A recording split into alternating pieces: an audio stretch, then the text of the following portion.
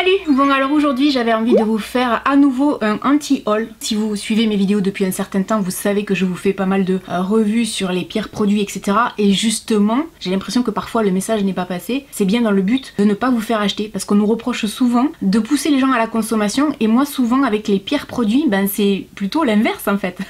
Et avec le anti-haul d'aujourd'hui, je vais continuer dans ce sens. Donc pour commencer, je vais vous dire quelque chose de très important. Ce n'est pas parce que je n'aime pas un produit que le produit est mauvais ou que ça ne vaut pas la peine de l'acheter. C'est juste un avis personnel, on est bien d'accord. Vous avez votre propre avis, j'ai le mien et tout va bien. Je fais des rimes maintenant.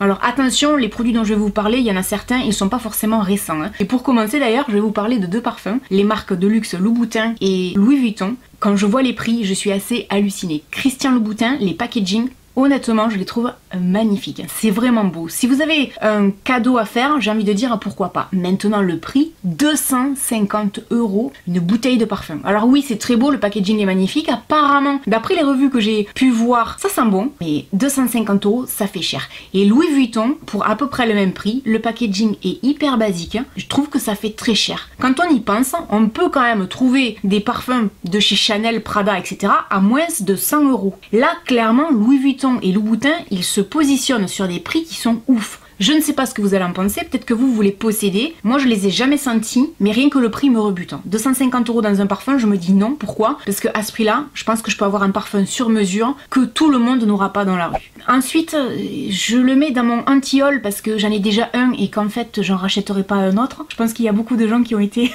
traumatisés par ce rouge à lèvres. Sur Instagram, le nombre de messages que je reçois en privé pour me dire tu sais quoi, il y a les nouvelles collections qui sont sorties. S'il y en a qui ne sont pas au courant, d'après vous, c'est quelle marque?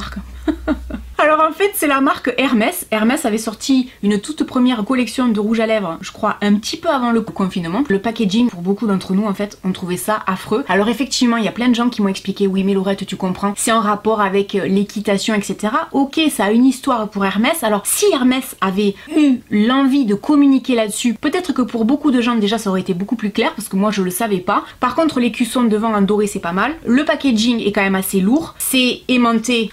Comme les rouges à lèvres Estée Lauder, j'adore. Le rouge à lèvres en lui-même, il est pas mal, c'était pas ça le problème. Mais je trouvais que pour 60 et quelques €, la qualité du rouge à lèvres était pas ouf et que le packaging était vraiment pas beau. Maintenant, je sais que les packaging, ils se sont améliorés. Je trouve que les nouveaux packaging sont beaucoup plus jolis. Et vous avez été plein à me dire, mais en fait on dirait un labello. Donc ça pour moi, même les nouvelles collections, je le redis, c'est non. Ensuite, je vous dirai toutes les marques de cosmétiques qui travaillent avec des influenceurs ou influenceuses qui ne modifient en rien un produit, mais qui mettent juste telle marque avec un tel. Ok les gars, vous voulez faire des collaborations, mais au moins créer des nouveaux produits. Moi franchement, de voir une réédition d'un produit qu'on connaît tous avec juste le nom de quelqu'un dessus, je me dis, non seulement la marque ne s'est pas foulée, mais en plus, la personne qui collabore, franchement, elle est là que pour l'argent quoi. C'est comme si moi demain, oh ben tiens, mon parfum Eau Jeune là, que j'aime tant, on va marquer Eau Jeune et Laurette. Elle est où l'innovation? Nulle part. C'est un parfum qui existe déjà. Autant aller acheter l'autre version. Alors évidemment, sur la nouvelle version, vous allez avoir un packaging un peu différent, mais la formulation, le produit, l'emballage, rien va changer. Là, moi, ça me gonfle. Sans vouloir citer personne. Un petit peu le même problème avec les stars. Selena Gomez, Lady Gaga, J.Lo. Bon, encore J.Lo, c'est plutôt pour la peau. Millie Bobby Brown, Kylie Jenner. Au bout d'un moment, on sent que tout le monde a bien compris que c'était un filon de fou, qui avait des millions et des millions à se faire, et du coup, tout le monde s'engouffre là-dedans. Moi, je vais vous dire un truc, je me suis arrêtée à Rihanna. Rihanna Fenty Beauty, je crois qu'elle a tout déchiré Rihanna là-dessus, je crois qu'on est tous d'accord pour le dire, et je trouve qu'il y avait vraiment une envie de satisfaire le plus grand nombre avec des produits qui tiennent la route, qui sont vachement bien. Vraiment Rihanna, elle a tout déchiré. Maintenant les autres, Dieu sait que je suis hyper fan de Lady Gaga, mais là clairement pour moi les collections de maquillage c'est un gros non, parce que je trouve que c'est un peu se foutre de la gueule du monde. C'est vraiment se dire ah ben tiens j'ai un public là, et dans mon public il y a des fans, et ben forcément ils vont acheter ce que je vais sortir. Je pense un petit peu la même chose des youtubeuses. C'est-à-dire qu'il y a des youtubeuses qui à la base avant d'être youtubeuses étaient par exemple make-up artistes, qui ont travaillé par exemple chez MAC ou chez Sephora, et c'était vraiment leur passion. Elles se sont jetées sur YouTube au tout début de YouTube et elles partageaient des choses à l'époque même où YouTube en fait rapportait pas d'argent, c'était pas la grande folie YouTube. Ces personnes-là, je valide à 10 milliards de %. Maintenant toutes celles qui sont arrivées derrière, qui n'étaient pas vraiment passionnées, qui aimaient bien le maquillage mais qui se sont dit bah tiens on va faire pareil parce que pourquoi pas, moi franchement ça me gonfle. Dans le maquillage maintenant il y a beaucoup de à prendre et à laisser c'est. Évidemment, ça reste que mon avis. Je trouve que le marché du maquillage est saturé. On va rester dans le maquillage et on va finir là-dessus d'ailleurs. Je voulais parler de la palette de Urban Decay Wild West. Ça coûte 52 €. Ça fait partie des collections Naked. Je les ai. Je sens que je vais me faire peut-être défoncer la tronche pour avoir dit ça, mais moi j'aimais bien. Maintenant, cette palette-là, la dernière de Urban Decay, enfin l'une des dernières en tout cas, 52 € pour un emballage, une fois de plus en plastique. Alors il y a des gens qui vont dire ouais mais l'emballage il est trop beau parce qu'il y a un effet serpent je crois dessus, etc. Ok, mais je trouve que là maintenant, Urban Decay, ils se reposent un peu sur leur laurier. Ils ont sorti un super concept à une époque. Apparemment la palette a l'air vraiment bien, il y a des gens qui disent que la pigmentation elle est pas ouf mais que quand même c'est un super produit. Mais malgré tout, on reste sur un emballage plastique avec toujours plus ou moins des couleurs qu'on a déjà vues. Pour donner encore envie aux consommateurs, faudrait peut-être aller chercher des idées, faire peau neuve par moment et arrêter les emballages plastoc quoi. Les gars, on peut faire des emballages en carton maintenant, on peut faire des trucs vraiment bien. Donc ça pour moi c'est un gros non. Franchement je trouve que maintenant il y a beaucoup de marques, plus de 50 € un produit, des fois 70 € pour un blush. Les gars, il va falloir se calmer quoi. Anastasia Beverly Hills qui a sorti une toute petite palette, un trio de bronzer, ça coûte 62 €. Non mais à un moment donné, arrêtez, 62 €. Non. Enfin en tout cas pour moi non. Autre produit, je vous dirais le lisseur ou alors le fer à friser de chez Dyson. 500 balles. Qui met 500 € dans un produit comme ça pour les cheveux? Alors je peux comprendre qu'il y ait des gens qui adorent ça, mais franchement, j'ai regardé plein de revues, hein.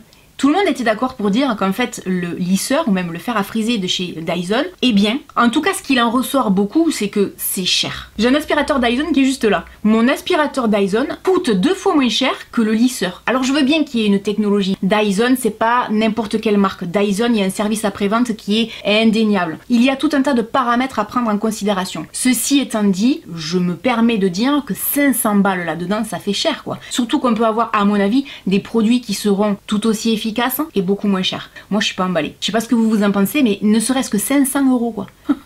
Et j'en reviens pas, 500 €. Chaque fois que j'entendais ce prix j'étais là non 500 €. Non non pas 500 €. Maintenant on va parler un tout petit peu de mode pendant 5 minutes. Le mini sac, le Chiquito de chez Jacquemus. J'aime beaucoup, les étrangers souvent disent Jacquemus. On a l'impression qu'ils disent Jacques Mousse. Non, Jacques il mousse pas. Déjà rien que le nom, ça me fait toujours sourire. Et attendez les dimensions. 5,2 cm de large pour 8,7 cm de long. C'est petit. C'est petit. C'est une marque française. Je pense que tant mieux qu'on ait beaucoup de belles marques comme ça chez nous. C'est pas mon style, mais ils ont de très très belles pièces par contre. C'est indéniable. Mais alors ce petit sac qui coûte un bras, c'était le hit bag en 2019-2020. C'est tout petit, on peut rien y mettre. C'est-à-dire que tu mets quoi dedans? Un ticket de métro, une pièce de 1 centime d'euro, un tic-tac ou une carte SIM. C'est tout ce que tu mets dedans. Ça c'est clair, net et c'est précis. Je me dis soit tu le prends pour faire un peu stylé, ouais regardez j'ai un petit sac où je me fais un kiff avec mon petit sac parce que je trouve ça trop beau, mais à côté il te faut avoir autre chose quoi. C'est pas pratique. Moi c'est le côté pas pratique en fait qui me dérange un peu. Donc non. Et pareil dans le même style pour les sandales Bottega Veneta. Presque 1000 € la paire de sandales. Moi ce qui me dérange en fait, un fan de chaussures que je suis, c'est le bout carré. Je trouve que ça fait pas très flatteur aux pieds, c'est un goût perso, hein. Mais je sais qu'il y a beaucoup de gens parmi vous qui aiment les bouts carrés parce que j'en avais parlé en vidéo. Ces chaussures là me dérangent, c'est-à-dire que je trouve que le modèle est très joli, j'aime bien le dessus tressé, ça c'est vraiment sympa, je pense que du coup elle devait être hyper confortable, mais déjà le prix moi me refroidit de ouf, mais en plus le bout carré, franchement c'est tellement cher que je me dis à avoir des chaussures comme ça, il faut vraiment qu'elles aient un truc en plus. Et là peut-être qu'effectivement elles se démarquent pour le plus grand nombre parce qu'elles sont carrées. Maintenant n'oublions pas une chose, c'est que sur les réseaux sociaux en fait, les marques de luxe envoient beaucoup d'articles de luxe aux influenceurs. Louis Vuitton, Dior. Sachez qu'il y a certains produits qu'on voit beaucoup sur les réseaux sociaux et les influenceurs ne les achètent pas. Par moment ils le disent pas, hein, mais la vérité c'est que voilà, c'est extrêmement cher, tout le monde peut pas se le payer. Et c'est là que je veux en venir pour Jacquemus et pour Bottega Veneta, c'est qu'en fait ce sont des marques qui ont été hyper mises en avant et ça a pris, ça a fait le buzz et par moment je me dis ouais je sais pas, je comprends pas très bien. Ou alors c'est moi qui suis à chier au niveau vestimentaire, c'est possible.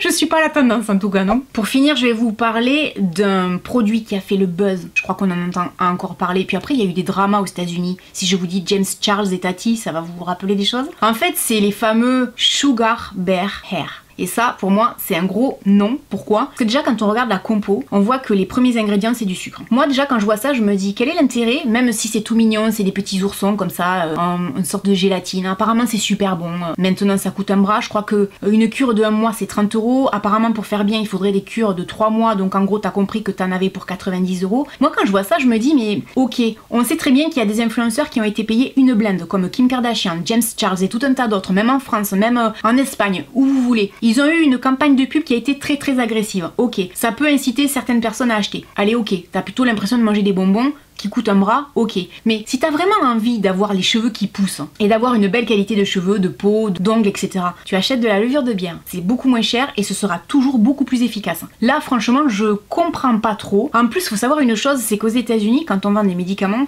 ou en tout cas tout ce qui est compléments alimentaires, etc., il y a la FDA, qui est la Food and Drug Administration, qui en fait donne son aval pour commercialiser les médicaments et ce genre de compléments alimentaires. Et là, en fait, ils ont rien approuvé du tout.